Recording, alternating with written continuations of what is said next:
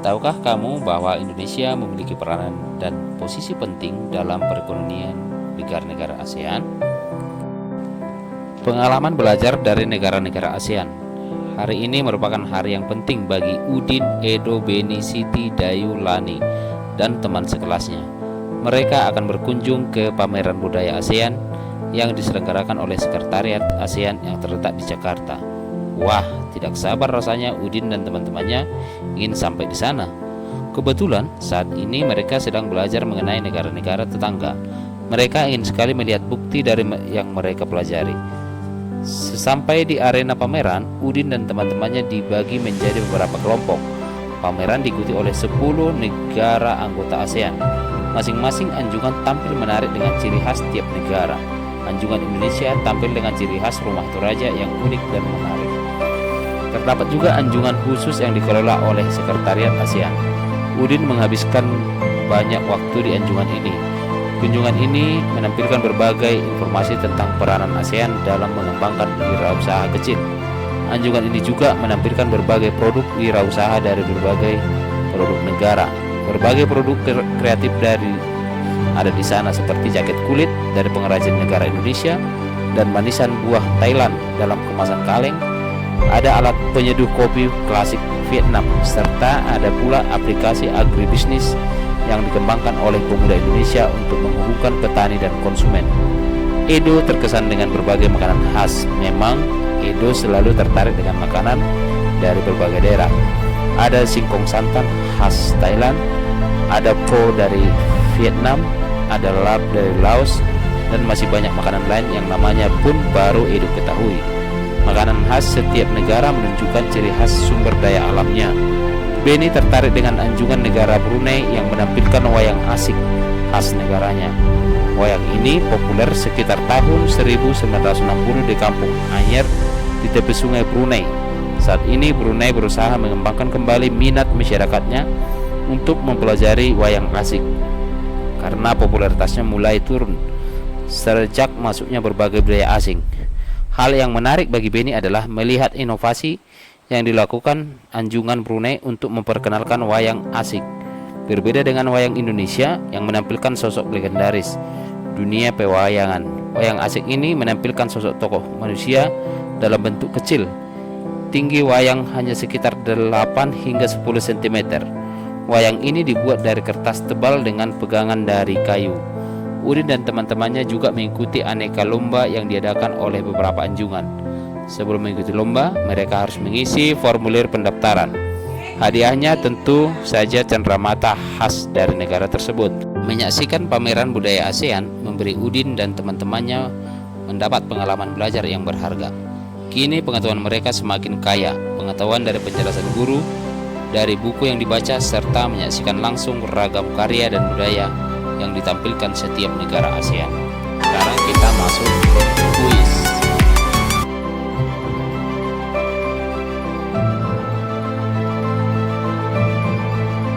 Nah, untuk nomor 1 isi dengan data nama lengkap. Kemudian nomor 2 umur, nomor 3 kelas, nomor 4 alamat posisi sekarang, nomor 5 nama kotanya, nomor 6 kode pos. Kemudian nomor 7 adalah nomor telepon rumah atau handphone. Nomor 8 nama sekolah. Nomor 9 alamat sekolah. Nomor 10 telepon sekolah.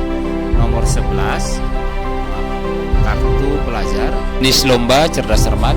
Nomor 12 tanda tangan. Dan nomor 13 nama lengkap. Berikutnya untuk pengisian pendaftaran kegiatan ekstrakurikuler. Nomor 1 nama lengkap, nomor 2 umur, nomor 3 kelas, nomor 4 nomor induk siswa. Kemudian kita pilih jenis ekstrakurikulernya yang diikuti, contoh lingkungan hidup, dokter kecil, ataupun pocil atau polisi cilik. Setelah selesai kita bubuhi juga dengan tanda tangan dan nama lengkap. Berikutnya perbedaan antara formulir A dan formulir B. Yang A merupakan pendaftaran lomba cepat tepat dan B merupakan kegiatan ekstrakurikuler. Tujuan untuk formulir A adalah untuk mengikuti kegiatan lomba, sedangkan tujuan untuk formulir B adalah untuk mengikuti kegiatan ekstrakurikuler. Formulir ini sangat dibutuhkan sebagai pendataan untuk mendaftarkan diri. Kita mengisi formulir ini ketika kita akan mengikuti kegiatan tersebut. Selanjutnya kita masuk materi tentang magnet. Tahukah kamu apa itu magnet? Lebih dari 2000 tahun yang lalu, orang Yunani yang hidup di Magnesia menemukan batu yang istimewa. Batu tersebut dapat menarik benda-benda yang mengandung logam. Ketika batu itu digantung, batu tersebut berputar. Salah satu ujungnya selalu menunjukkan ke arah utara. Karena batu itu ditemukan di Magnesia, orang Yunani menamainya Magnetis Litos. Orang Yunani tidak mengetahui lebih lanjut bagaimana sifat-sifatnya, namun mereka telah mengamati ciri-ciri bahan yang disebut magnet. Saat ini banyak teknologi yang menggunakan magnet, seperti pengeras suara, layar televisi, dan kaset merupakan contoh-contohnya. Kutub-kutub magnet. Semua magnet mempunyai ciri-ciri tertentu. Setiap magnet memiliki dua tempat yang gaya magnetnya sangat kuat. Daerah ini disebut kutub magnet. Ada kutub magnet yaitu kutub utara atau U dan kutub selatan atau S. Sering kita jumpai magnet yang bertuliskan N dan S. N adalah kutub utara yang disebut dengan singkatan North yang berarti utara, sedangkan S adalah kutub selatan yang disingkat dengan South yang berarti selatan. Magnet dapat berada dalam berbagai bentuk dan ukuran. Bentuk paling sederhana berupa batang lurus. Selain itu juga ada magnet berbentuk tapal kuda atau ladang dan jarum. Pada bentuk-bentuk ini, kutub magnet berada pada ujung-ujung magnet tersebut. Selanjutnya kita masuk kuis.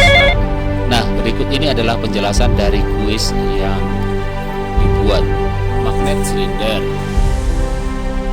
magnet jarum, magnet ladang berbentuk U, magnet lingkaran. Sekian dan terima kasih. Selamat belajar ya.